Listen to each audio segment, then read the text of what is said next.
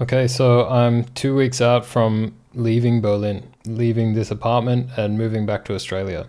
And since I'm about to shoot probably my last video in this apartment, I thought I would take the opportunity while everything is still set up here to give a little bit of a studio tour so you can see how janky it is now, and hopefully in the future I'll have a new, better studio set up and we'll be able to compare it to this one. But since this is what I've been using and this is how I've gone from 0 followers to a bit over 1,000 now, I thought I should document it and show you guys a bit of how I do things. So yeah, it's pretty janky. I'll show you here on the screen first what different views I have. So when I'm streaming, I have just an intro plate. I have the camera of myself, I have the desktop view, and I have a top-down view.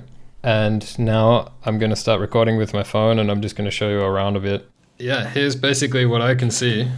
I have my computer down here and my desk and an audio interface, this boom arm with a SM7B microphone in it, and that's just connected to the interface here with a little phantom powered preamp. This is from Ortiz Luthiers. I've been meaning to do a video about that and I still never have, but it's a really nice piece of equipment that was quite affordable. Yeah, and this is just attached to the underside of the desk just to keep it neat and out of the way. Then I just have some studio monitors there, which is how I listen to the audio coming back from my computer, like the intro music. If I play this music loop here, I usually play that at the beginning of the stream.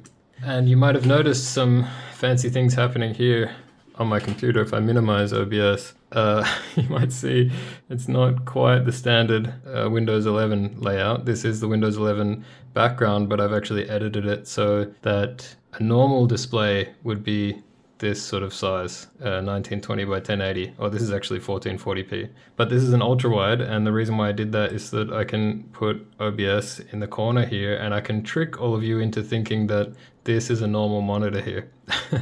So rather than having two monitors, I actually just have the one. And yeah, when I switch to the monitor view, you're only seeing this half of, or this 2/3 of the monitor, I guess. So I can actually move my mouse over here and you just don't see it go over to OBS. So a little bit of inside baseball there.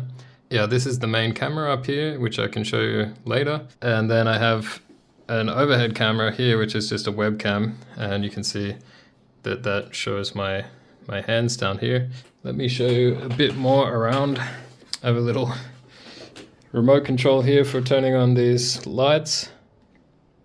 Yeah, it's just some colored lights that are stuck to the wall, and I usually just zoom in close enough that you can only see a bit of glow coming from the sides of them and not the actual lights themselves. My Wi-Fi router, which is here, which has a cable running around to the PC so that I get direct internet from the Wi-Fi router, and I had to do a bit of clever cable routing for the phone line to get into the actual phone line plug, which is down there somewhere. Yeah, this is basically my bedroom, which is not super glamorous. Got a nice view out the window with squirrels and all those kinds of things, which is pretty cute. But yeah, no separation between work and home.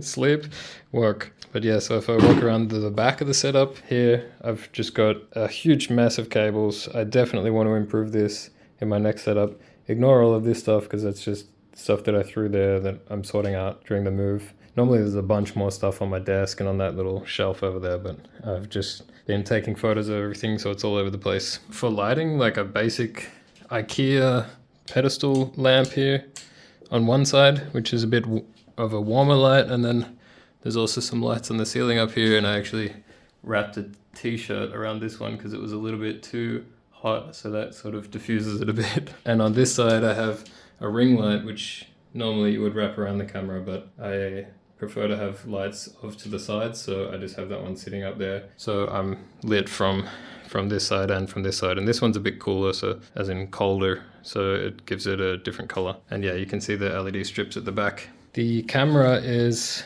Sony Alpha 7 II.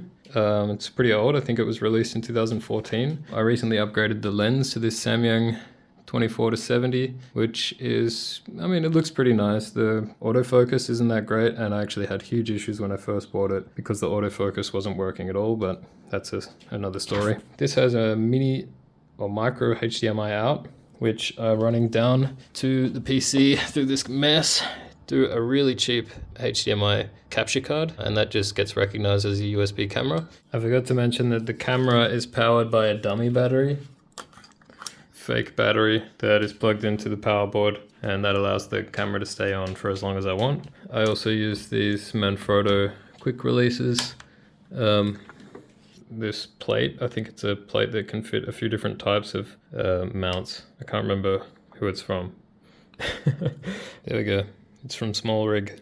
It's a nice little thing. But yeah, this is a nice mounting system for quickly just clipping in the camera, pressing the button, and it's done. Then I have the Logitech C920 webcam, which just is plugged in directly with USB. And yeah, just have a few hard drives there for backups. Also use cloud backups. This is the controller for the ring light. You can make it brighter or less bright. But when I turn it down, it actually makes a horrible buzzing noise, so I have to turn it all the way up.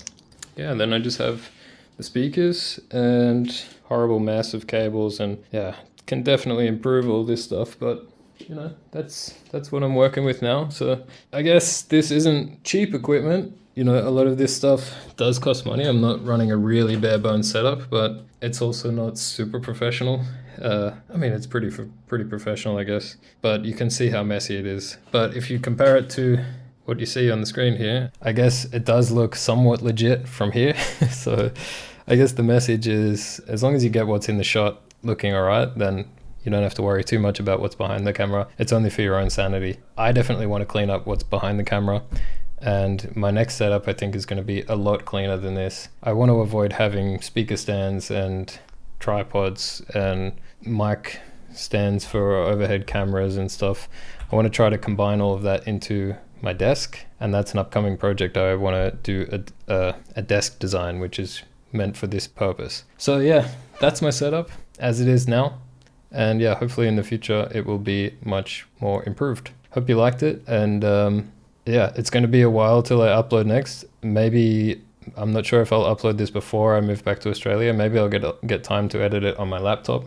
Either I do upload it and then it's going to be a while till you see my next video, or I'm already in Australia and yeah, this is old news.